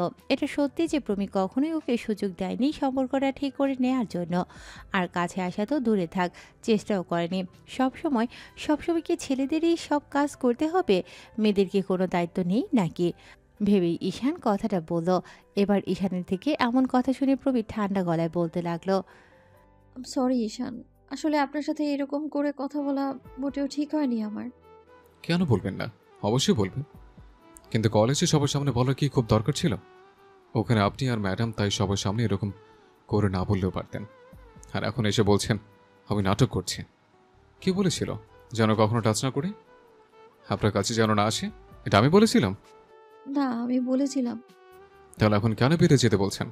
কখনো ভালোবেসে বলেছেন তুমি বেরিয়ে শোও না কেন? মেয়েটা মাথা নিচু করে রইল। ঈশান আর কিছু বলল না। বিছানায় বালিশ আর চাদরটা উঠিয়ে রেখে তারপর প্রমীর অন্য পাশে এসে শুয়ে পড়ল। ঈশান দুজনের মাঝে কোলবালিশ দিয়ে রেখেছে। ছেলেটা কিছুক্ষণ ওর দিকে চেয়ে থেকে উল্টো দিকে ঘুরতে নিলে তখন প্রমী বলতে লাগলো, ঈশান, আজকে কতগুলো ছেলে আমায় কলেজে যাবার সময় ডিস্টার্ব করেছিল। আমার খুব খারাপ লেগেছিল। ভেবেছিলাম যদি ওরা আজকে আমার সাথে কিছু করে বসে, তাই রাগ হয়েছিল আমার। খুব করে মনে হয়েছিল আপনি কেন আমার সাথে যান না। একটা দিন আমার সাথে যাওয়ার কথা বললে ও তো বললেন তো না। আপনি তো একটু চেষ্টা করে পারেন আমার সাথে থাকার, সেটাও করেন না। আব্বু বলেছিল আপনি আমার খেয়াল রাখবেন, কিন্তু খেয়াল রাখা তো দূরে থাক, সবসময় আপনি একা একাই যেখানে সেখানে চলে যান। একটাবার আমাকে বলেও দেখেন না। অন্তত বাইরে যাওয়ার সময় আমায় বলে বেরোনোর দরকার নেই আপনাকে, কিন্তু কলেজে তো আমাকে নিয়ে যেতে পারেন আপনি, তাই না? কেউ ওর বউকে ডিস্টার্ব করেছে। কথাটা শোনার সাথে সাথে ঈশান উঠে বসলো। মেয়েটার দিকে রাগি চোখে নিয়ে তাকালো আর বলতে লাগলো, এই কথাগুলো আমাকে এখন বলা হচ্ছে, তাহলে আরও 1 মাস পরেই বলতেন, নাহলে নিজেই সবটা সলভ করে নিতেন। একটা বার তখন আমাকে কল করতে পারেননি। বিয়ের পর থেকে কখনো আমাকে কল করে বলেছেন আপনার সমস্যা হচ্ছে, আপনার কোথাও যেতে হবে, কিংবা আপনার কোনো প্রয়োজন পড়ছে? আমাকে হাজব্যান্ড ভাবতে না পারেন, অ্যাটলিস্ট ফ্রেন্ডের মতো কখনো বলতে পারেন আপনার কোথায় কি সমস্যা হচ্ছে। ওনার সাথে এরকম একটা কাণ্ড ঘটল, উনি সেই রাগ আমার উপর দেখিয়েছে। আবার এখন একটু রেগে বললাম কিনা, তখন ম্যাডামের মনে হয়েছে কথাগুলো আমাকে জানানো দরকার। বললাম তো সরি। ঈশান, আমার মাথা ঠিক ছিল না। ওরকম করে ছেলেগুলো আমার সাথে মিসবিহেভ করেছিল বলে রাগ হয়েছিল খুব, তাই ভুল করে ওদের রাগ আপনার উপর দেখিয়ে ফেলেছি। আমার মোটেও এমনটা করা উচিত হয়নি। আমি চেষ্টা করবো এরকমটা না করার। দেখুন, আমি আপনাকে কখনো বলিনি যে আপনি আমাকে এসব কথা বলতে পারবেন না। আমাদের স্বামী স্ত্রীর সম্পর্কটা সুন্দর না হতে পারে, তারপর আপনার অধিকার আছে স্ত্রী হিসেবে আমাকে এগুলো বলার। একটু আগেই তো বললেন যে আমারও কোনো অধিকার নেই আপনাকে এসব বলার, তাহলে এখন আবার?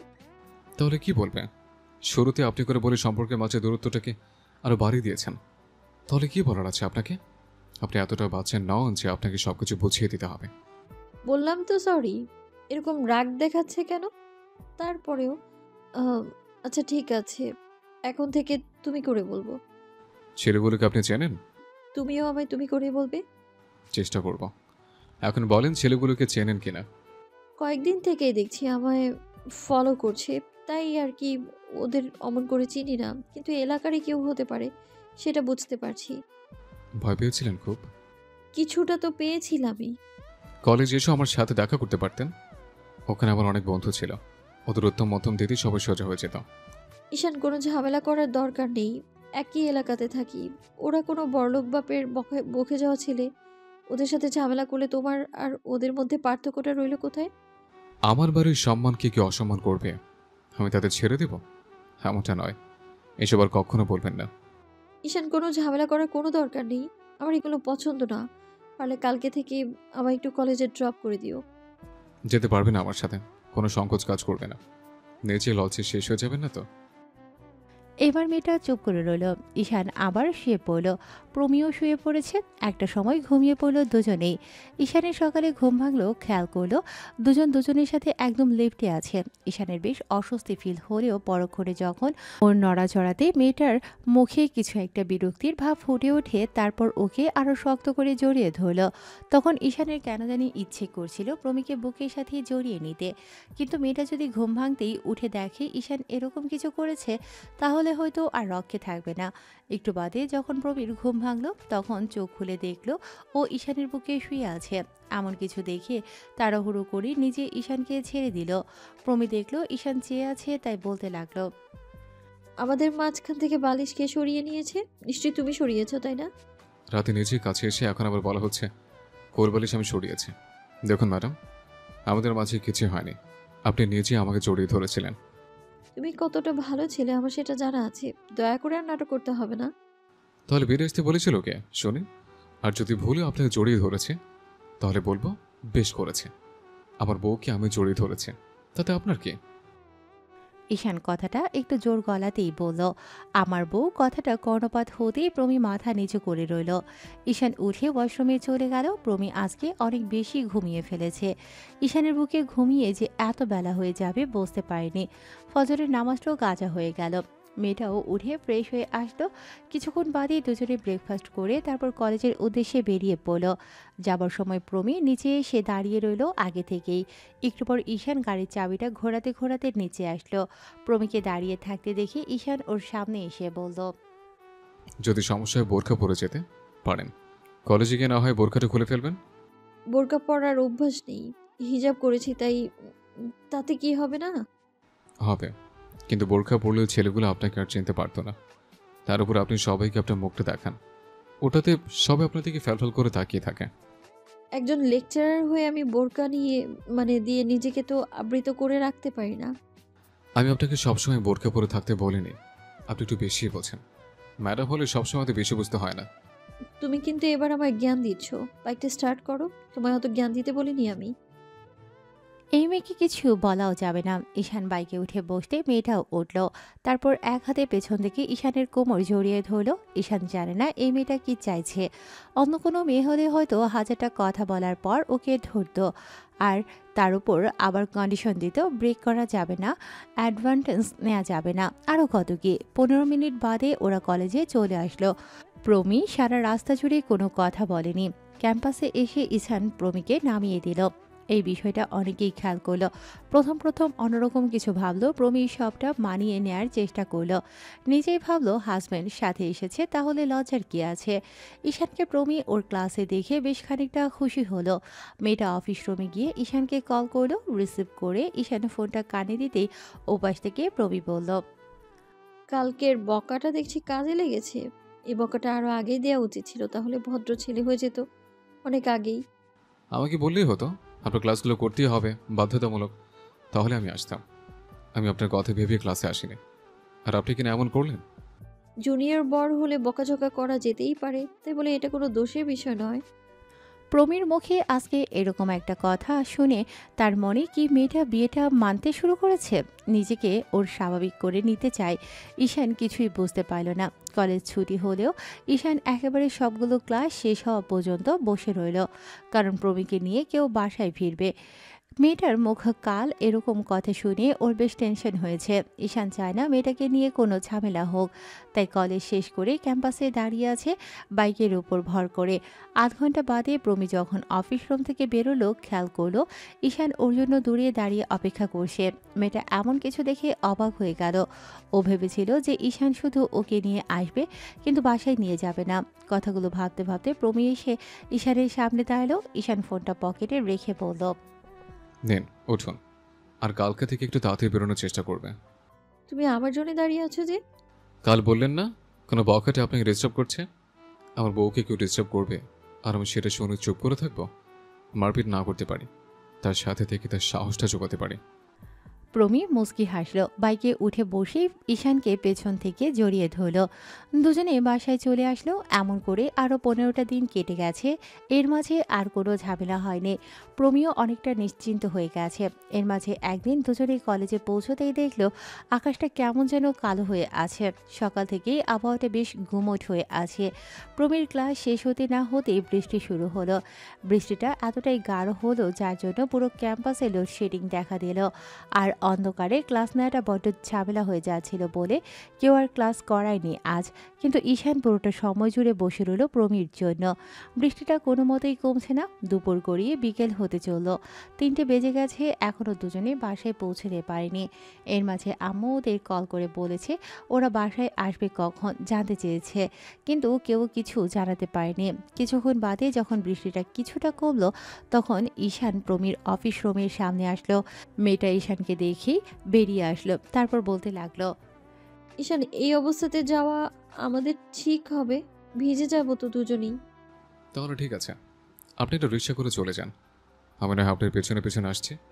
এত বৃষ্টিতে কেউ রিক্সা নিয়ে আসবে তোমার মনে হয়? আমি মানিয়ে নিতে পারবো, একদিন ভিজলে তাতে আমার কি আর এমন সমস্যা হবে? ঈশানের সাথে প্রমি বাইরে আসলো। মেয়েটা বাইকে উঠতেই ঈশান তাড়াতাড়ি বাইকটা চালাতে আরম্ভ করলো, কিন্তু মাঝপথে গিয়ে বৃষ্টিটা আরও গাঢ় হলো। কিছুক্ষণ বাদেই দুজন ভিজে পুড়ে একদম কাকের মতো অবস্থায় বাসায় ফিরল। আম্মু দরজা খুলে দিল। দুজনকে এই অবস্থায় দেখে বলতে লাগলো, এ কি অবস্থা তোমাদের মামুনি? এমনি করে ভিজে পুরো আসতে হবে কেন? একটু দেরি করতে পারলে না হয় বাসায় কল করে তোমার আব্বুকে দিয়ে গাড়িতে পাঠিয়ে দিতাম। এরকম করে ভিজলে এখন তো শরীর খারাপ করবে। কিছু হবে না আম্মু, ভেজে ড্রেস চেঞ্জ করে নিলেই ঠিক হয়ে যাবে। আমরা রুমে যাচ্ছি। দুজনেই রুমে এসে ফ্রেশ হয়ে নিল। প্রমি কিছুক্ষণ রেস্ট নিয়ে নিচে চলে গেল।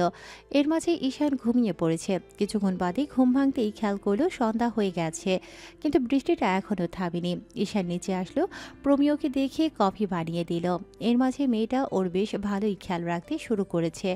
সেদিন যখন বলেছে আপনার অধিকার নেই, তখন থেকে মেয়েটা যেন ওর ওপর খেয়ালটা একটু বেশি রাখছে। ঈশান মাঝে মাঝে নিজে নিজেই হাসে, কারণ প্রমি নাকি ওর বউ, কিন্তু মেয়েটা ওর কাছে আসে না, আবার ওকে অধিকার দেয় না। তাছাড়া অন্যদিক থেকে বেশ কেয়ারিং মেয়েটা, তবে সম্পর্কটা ঠিক হয়নি। ঈশান কফিটা শেষ করে তারপর উঠে যেতে নিলে খেয়াল করলো রান্নাঘর থেকে কেমন যেন গরুর মাংসের ঘ্রাণ আসে। ঈশান এগিয়ে গিয়ে দরজায় দাঁড়ালো। কিচেনের দরজায় দাঁড়াতেই এবার কারো উপস্থিতি টের পেয়ে প্রমি পেছন ফিরল। ঈশানকে দেখে মুচকি হাসার চেষ্টা করে বলল, কি ব্যাপার, তুমি হঠাৎ এইখানে? তোমার কিছু লাগবে ঈশান? না মানে আসলে গরু মাংসের ঘ্রাণ পাচ্ছে, আবার এখানে আসতে খিচুড়ির ঘ্রাণও নাকি এসে লাগছে। তার মানে কি আজকে এগুলো রান্না হয়েছে নাকি? হ্যাঁ, বৃষ্টি হচ্ছে তাই খিচুড়ি করলাম। আম্মু বলল তার উপর না তোমার নাকি গরু মাংস আর খিচুড়ি পছন্দের তালিকায়। কেন খেতে ইচ্ছে করছে না নাকি এখনই? ঈশান চুপচাপ করে রইল। মেয়েটা জানলো কি করে ওর এগুলো পছন্দ। তারপর একটা সময় নিজেই মুচকি হাসার চেষ্টা করে বলল, আমার এগুলো পছন্দ আপনি জানেন কি করে? আপনাকে কে বললো? আমি আম্মুর কাছ থেকে শুনেছি তুমি কি কি পছন্দ করো না করো সেটা জানার চেষ্টা করেছি আমি। যা, অবশেষে বউ তাহলে দেখছি একটু হলে আমার খেয়াল রাখার চেষ্টা করছে। বউ কথাটা শুনে মেয়েটা কিছুটা লজ্জা পেল।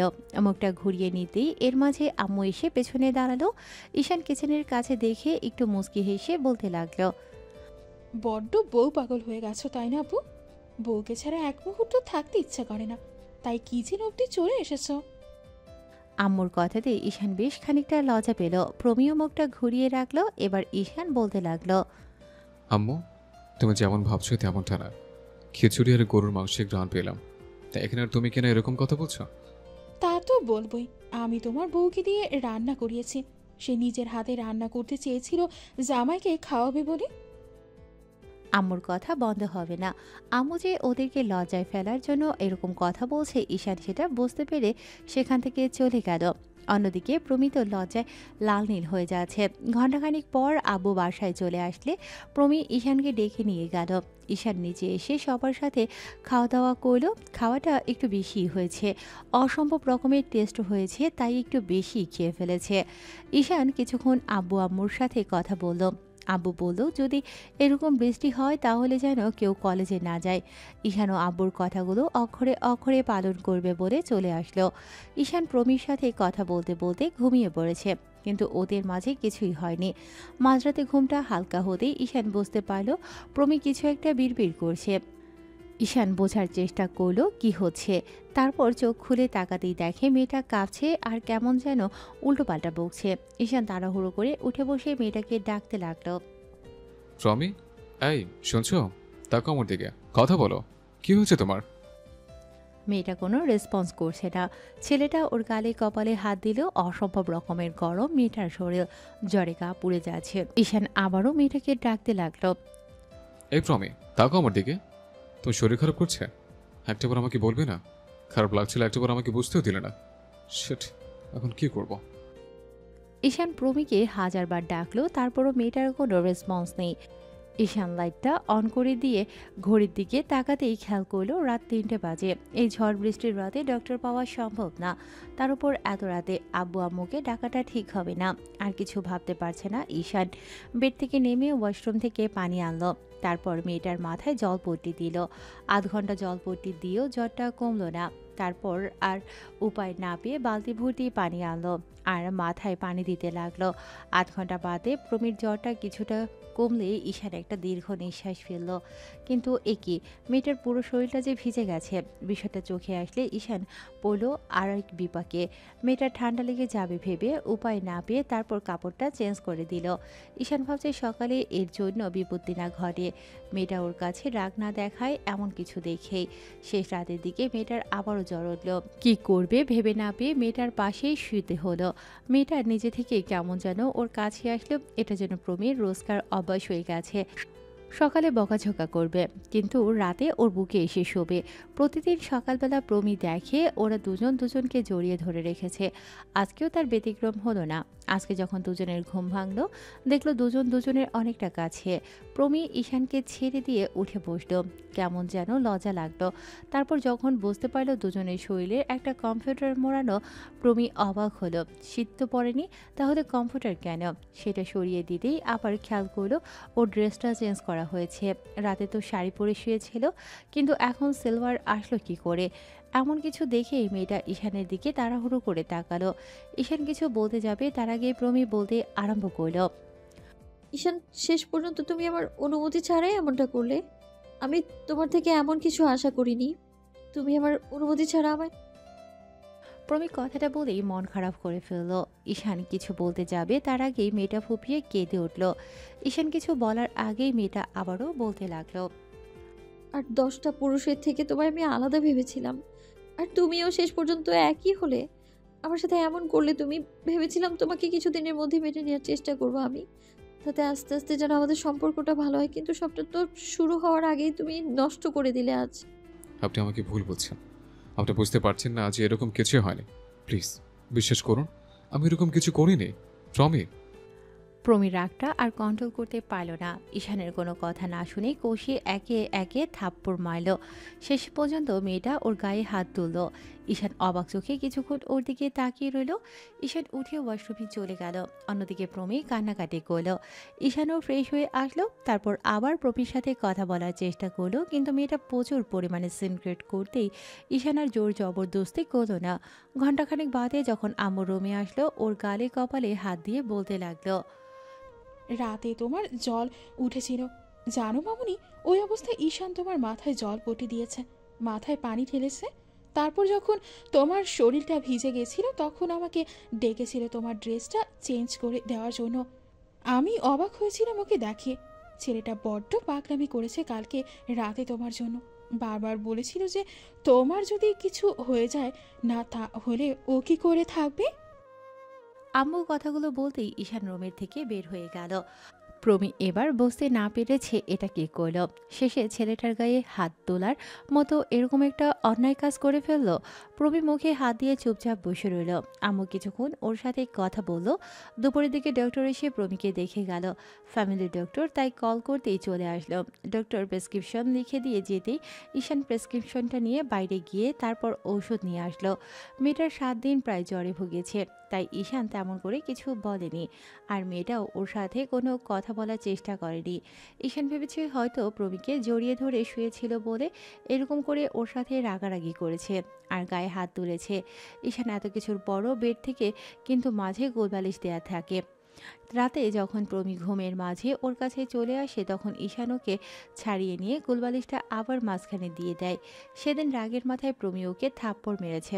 আম্মুর থেকে সবটা জানার পরও একটা বারের জন্য ঈশানকে সরি বলেনি আর ওর সাথে কথাও বলেনি। এই বিষয়টাতে ঈশানের বেশ খারাপ লাগে। যেখানে কিছু করেনি সেখানে এমন করে সিন ক্রিয়েট করলো। ঈশানের মনে হলো ওদের এই সম্পর্কটা ঠিক হবে না। অষ্টম দিনের মাথায় প্রমির জ্বরটা অনেকটা কমে গেছে বলে কলেজে যাওয়ার জন্য বায়না করলো। আম্মু কিছুতেই যেতে দেবে না, কিন্তু প্রমি যাবেই, তাই আম্মু আর আটকে রাখলো না। ঈশান বাইরে গিয়েছিল, এসে দেখলো প্রমি কলেজের উদ্দেশ্যে বেরিয়ে গেছে। সাথে সাথে ঈশানের মাথাটাই গরম হয়ে গেল। প্রমিকে কয়েকবার কল করলেও রিসিভ করলো না। মেয়েটা কেন ইগনোর করছে ওকে? সম্পর্কটা ঠিক করতে চায় না সেটা বলে দিলেই হয়। ওর থেকে দূরত্ব বজায় রেখে চলতো, কিন্তু এরকম ইগনোর করার কি আছে? ঈশান তাড়াহুড়ো করে বাইকটা নিয়ে বেরিয়ে পড়ল। 10 মিনিট রাস্তায় আসতেই দেখলো দূরে একটা ছেলে একটা মেয়ে দাঁড় করিয়ে রেখেছে আর কিছু একটা বলছে। মেয়েটা চুপচাপ মাথা নিচু করে আছে। ঈশানের বসতে আর বাকি রইল না। সুযোগ পেয়ে ছেলেগুলো আবারও প্রমিকে ডিস্টার্ব করছে। ঈশান দ্রুত করে সেখানে চলে আসলো। এবার প্রমির সামনে এসে দাঁড়াতেই প্রমি যেন দেহে প্রাণ ফিরে পেল।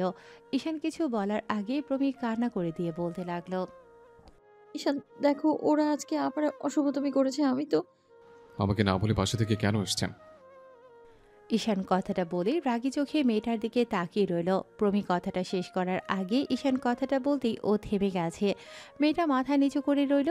ঈশান ওকে জোরে সোরে একটা ধমক দিয়ে বলল, আমি কিছু জিজ্ঞেস করেছি, বাসা থেকে কেন এসছেন আপনি? আমাকে বললে কি এমন ক্ষতি হতো? লাইক আমাকে বলতে লজ্জা লাগে আপনার? ঈশান আমি বুঝতে পারিনি। কিছুই বোঝেন না আপনি, আর বোঝার চেষ্টাও করেন না। আজকে আমি এখানে এসে না বলছিলে কি হতে বলুন? এবার ওদের পাশে দাঁড়িয়ে থাকা ছেলেগুলোর মধ্য থেকে বকাটে টাইপের একটা ছেলে বলতে লাগলো, এই যে হিরো, সে তখন থেকে দেখছি বকবক করে যাচ্ছ। তোমাদের রোমান্টিক প্রেম কাহিনী দেখার জন্য এখানে আসিনি। মেয়েটাকে এখানে রেখে এখান থেকে চলে যাও। ওর সাথে আমাদের পুরনো বোঝাপড়া আছে। ও আবার গায়ে হাত তুলেছে, আজকে তার শত্রু। ছেলেটা কথা বলে শেষ করতে পারল না, তার আগেই ওর নাক বরাবর একটা ঘুষি পড়ে গেল। ছেলেটার মুখ থুবড়ে পড়ে গেল রাস্তাতেই। এবার পাশে থাকা ছেলেগুলো ওর দিকে তেড়ে আসলে ঈশান ছেলেগুলোকে ইচ্ছে মতো ধোলাই করল। খুব বেশি রাগ হচ্ছে মেয়েটার ওপর, তাই ওর রাগ এদের উপর দিয়ে ছাড়ল। ছেলেগুলো যেন ওর সাথে কিছুতেই পেরে উঠছে না। 3টা ছেলে থাকা সত্ত্বেও ঈশানকে তেমন করে কেউ আঘাত করতে পারছে না, আর ওর থেকে বাঁচার জন্য আরও পালিয়ে যাচ্ছে। এর মাঝে ঈশান একটা চিৎকার শুনে পেছনের দিকে ফিরল। তারপর কিছু একটার খুব তীব্র আঘাত পেটে অনুভব করলো। সাথে সাথে ঈশান পেটের ডান পাশটায় তাকাতেই দেখলো একটা ছেলে ওর পেটে ছুরি ঢুকিয়ে দিয়েছে। এমন কিছু দেখার পরও ঈশান প্রমির দিকে তাকালো, দেখতে লাগলো প্রমি ঠিক আছে কিনা। আর কিছু ভাবতে পারছে না ঈশান। এবার ছেলেগুলোই ঈশানের পেট থেকে রক্ত পড়তে দেখে সেখান থেকে দৌড়ে পালিয়ে গেল। প্রমি একটা চিৎকার দিয়ে ঈশানের কাছে আসলো, ততক্ষণে ও নিচে পড়ে গেছে। প্রমি ঈশানের কাছে আসার আগে ছেলেটা চোখজোড়া বন্ধ করে নিয়েছে। শেষ পর্যন্ত কিনা প্রমির এমন ছেলে মানুষের জন্যই ঈশানকে এইরকম একটা পরিস্থিতিতে পড়তে হলো। ঈশানের পেটের ক্ষত স্থান থেকে রক্ত ঝরে যাচ্ছে। প্রমি হাউমাউ করে কান্না করে যাচ্ছে। মেয়েটা ঈশানের মাথাটা কোলের মধ্যে নিয়ে বলতে লাগলো, তোমার কিছু হবে না ঈশান, আমি তোমার কিছু হতে দিব না। আমি এক্ষুনি তোমার হসপিটালে নিয়ে যাব। প্রমি কান্না করে আশেপাশে সাহায্য চাইতে লাগলো। এর মাঝে কয়েকটা লোক এগিয়ে এসে ওদের একটা সিএনজিতে তুলে দিলে প্রমি ঈশানকে হসপিটালে নিয়ে আসে। তারপর ডক্টর ওকে দেখে ট্রিটমেন্ট করতে লাগলো। প্রমি ওটির সামনে দাঁড়িয়ে আছে। কিছুক্ষণ বাদে আব্বু আম্মু আসলো। ঈশানের আপুর বাসার সবাই আসলো, ওর বন্ধুরাও আসলো। প্রমি কেঁদে কেটে একাকার হয়ে যাচ্ছে। তখন আপু এসে প্রমির পাশে বসলো আর বলতে লাগলো, আপু, কি করে হলো এগুলো? সুইটি কথাটা বলতেই প্রমি ওর ভাবিকে জড়িয়ে ধরে ফুপিয়ে কেঁদে উঠল। আপু ওর মাথায় হাত বুলিয়ে দিয়ে বলতে লাগলো, আপু, কিছু হবে না ঈশানের, কান্নাকাটি করো না, কিছু হবে না ভাইয়ের, সব ঠিক হয়ে যাবে। ভাবি তোমার ভাইকে বলো না, তোমার ভাই এরকম করে শুয়ে আছে কেন? ওকে এমন করে দেখতে আমার একটুও ভালো লাগছে না। ওকে বলো না আমার সাথে কথা বলতে। দেখো রাগ করে আছে আমার সাথে। কতগুলো কথা শোনালো আমায়, আর এখন নিজেই এরকম করে চুপ করে আছে। ও আমায় হাজারটা বকা দিক, তারপরে ওকে উঠতে বলো প্লিজ। আরও আধ ঘন্টা পর ডক্টর বেরিয়ে আসলো। আব্বু ডক্টরকে ছেলের কথা জিজ্ঞেস করলে উনি আশ্বাস দিলেন সবটা ঠিক আছে। ঈশানের তেমন কোনো গুরুতর আঘাত লাগেনি। প্রচুর রক্তক্ষরণ হয়েছিল। ঈশানের একটা ফ্রেন্ড ওকে রক্ত দিয়েছে। সন্ধ্যার মধ্যে জ্ঞান ফিরে আসবে। সারাটা দিন প্রমি আর কিছু মুখেও তোলেনি। ঈশানের জন্য পুরো সময়টা জুড়ে কান্না করেছে। সন্ধ্যার মুখে ঈশানের জ্ঞান ফিরল। আম্মু বাসায় চলে গেছে, শুধু আব্বু আর ঈশানের কয়েকটা ফ্রেন্ড আছে। ঈশানের জ্ঞান ফিরতেই ডক্টর এসে ওদের কথাগুলো বলে প্রমি তাড়াহুড়ো করে ছেলেটার কেবিনে চলে গেল। ঈশানকে ফ্যালফ্যাল করে তাকিয়ে থাকতে দেখে প্রমি অসহায় চোখে ওর দিকে তাকিয়ে রইল। তারপর একটা সময় হু হু করে কেঁদে উঠল। ঈশান ওর দিকে আগের মতোই তাকিয়ে আছে অবাক চোখে। বোঝার চেষ্টা করলো এই মেয়েটার আবার কি হলো। প্রমি এবার ঈশানের একটা হাত দু হাতের মুঠোয় নিয়ে চুমু দিয়ে বলতে লাগলো, যেন কতটা ভয় পেয়ে গিয়েছিলাম, যদি তোমার কিছু হয়ে যেত তাহলে। ঈশান প্রমির মুখ থেকে এই কথাটা যেন কেড়ে নিয়েই বলল, কিছু হয়ে গেলে তো ভালো হতো। আপনার মেন্টালি টর্চারটা আমাকে আর নিতে হতো না। মানসিকভাবে ডিস্টার্ব করছেন আমাকে আপনি। না ভালোবাসছেন আর না ভালোবাসতে পারছেন। রিসেন্টলি ব্রেকআপ হওয়ার একটা ছেলে আপনাকে বিয়ে করেছে, তারপর ওই সম্পর্কটা স্বাভাবিক করার জন্য যথেষ্ট চেষ্টা করে যাচ্ছে, আর আপনি তাকে দূরে সরিয়ে দেন, সবসময় ইগনোর করেন। এত বেশি দূরত্ব বজায় রেখে চলেন যেন আপনি আমার অপরিচিত। স্বামী স্ত্রীর মাঝে এত দূরত্ব থাকলে কখনো সম্পর্ক স্বাভাবিক হয় বলে আমার জানা নেই। তার উপর গত 7 দিন আগে আমাকে ভুল বুঝে গায়ে হাত তুললেন, তাতেই সমস্যা ছিল না, কিন্তু একটা বার নিজে থেকে কথা বলেননি। আমি রাগ করে আছি, তারপর আমার রাগটা ভাঙানোর কোনো প্রয়োজন মনে করেননি আপনি, তাই না চেনে কলেজে চলে গেলেন। তাহলে এখন আমার জন্য তো কান্নাকাটি করতে হবে কেন? এখনও তো ভালোবাসা দেখাতে আসবেন না ম্যাডাম। আমি ঠিক আছে, আপনি আপনার মতো থাকতে পারেন। আমি আপনাকে নিজের মতো করে ছেড়ে দিয়েছি। ঈশান এমন করে বলো না প্লিজ, আমার উপর রাগ করে থেকো না। আমি সেদিন বুঝতে পারিনি এমন কিছু ঘটিয়ে ফেলবো, হুটহাট করেই তোমার গায়ে হাত তুলে ফেলেছি আমি। তুমি আমার অনুমতি ছাড়া। গত 1 মাস যাবৎ দুজনে একই বেডে থাকি। কখনো এরকম মনে হয়েছে যে অনুমতি ছাড়া আপনার কাছে এসছে? উল্টা আপনি আমার কাছে আসতেন। আমি সেটা একদিন জেগে থেকে দেখেছি। কয়েকবার সন্দেহ হলেও পরক্ষণে পরখ করে দেখার জন্য নিচে জেগেছিলাম যে অন্যটা কি আমার নাকি আপনার। তাহলে এখানে আপনি কি বলবেন? আমি আপনাকে কখনোই নিজ থেকে স্পর্শ করিনি। ঘুমের মাঝে আপনি আমার কাছে আসতেন, তারপর নিজে আমাকে জড়িয়ে ধরতেন। এখন সব দোষ আমার। সেদিন যদি কিছু হয়েও থাকে তাহলে বেশ হয়েছে। আমার বউয়ের সাথে আমার যা ইচ্ছে তাই করবো আমি। আপনি আটকানোর কে? এরপর আর অনুমতি নিব না, জোর করে সবটা করব। আমার ভুল হয়ে গেছে, প্লিজ মাফ করে দাও আমায়। এমন কিছু হয়ে যাবে জানলে কখনোই তোমায় না বলে বের হতাম না। তুমি রাগ করে থেকো না, আমার এই ভুলটা আর কখনো হবে না দেখো। এটা সে প্রথম থেকে শুনে আসছে, কিন্তু কখনো সেটা ঠিকঠাক করে দেখাতে পারেননি। সবাই বলে ভুল হবে না, কিন্তু হাজার বার ভুল করেও ফেলে, আর আপনিও তাই করছেন। বললাম তো আর কখনো হবে না। এখন থেকে তোমায় রেখে কোথাও যাব না। আমার আমার ভুল হয়ে গেছে, আমি বুঝতে পারিনি এমন কিছু হবে। জানলে কি করতেন? আপনি গত 7-8 দিন যাবৎ আমার সাথে কথাই বলেননি, একটা বার বোঝার চেষ্টা করেননি, হাত তুলেছেন আমি কষ্ট পেয়েছি কিনা।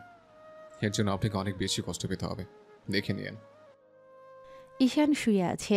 প্রমির সাথে অনেকক্ষণ যাবৎ রাগারাগি করল। প্রমি বুঝতে পারল এই মুহূর্তে ছেলেটার সাথে কথা কাটাকাটি করা ঠিক হবে না।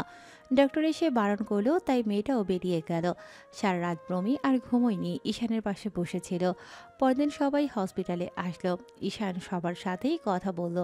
একে একে সবাইয়ের কথা বলে চলে যেতেই প্রমি আবারও কেবিনে আসলো ঈশানকে খাবার খাওয়াতে।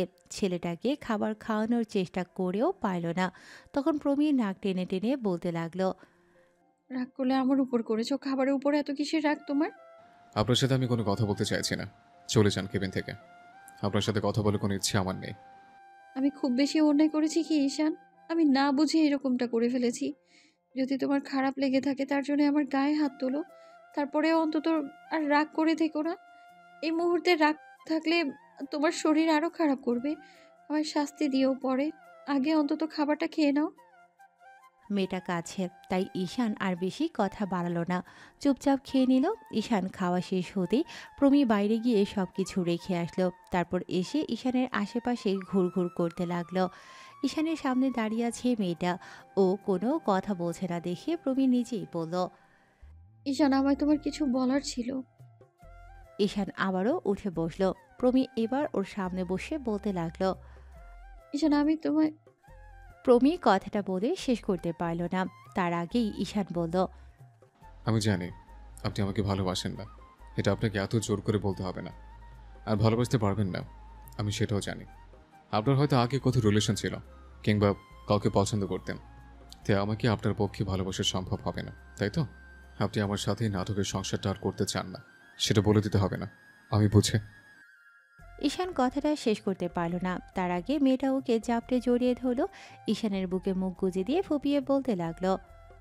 সবসময় তুমি খালি একটু বেশিই বোঝো। মানছি আমি অন্যায় করেছি, তার জন্য এইসব কথা শোনাতে হবে? এরকম করে ভুল বুঝবে আমায়? আপনার কথার মানে আমি কিছু বুঝতে পারছি না। বউয়ের এত কাছে থেকেও এইটুকু বুঝতে পারো না বউ তোমায় ভালোবাসে কিনা? তোমার সাথে সেদিন অমন একটা অন্যায় করার পর থেকে আমি একটু একটু করে শেষ হয়ে যাচ্ছিলাম। তুমি ইগনোর করছো আমায়, কথা বলো না আমার সাথে একটু। প্রতিদিনের মতো আমায় হাজারবার ডাকো না, আপনি করে বলো না, একটু অধিকার দেখাচ্ছ না।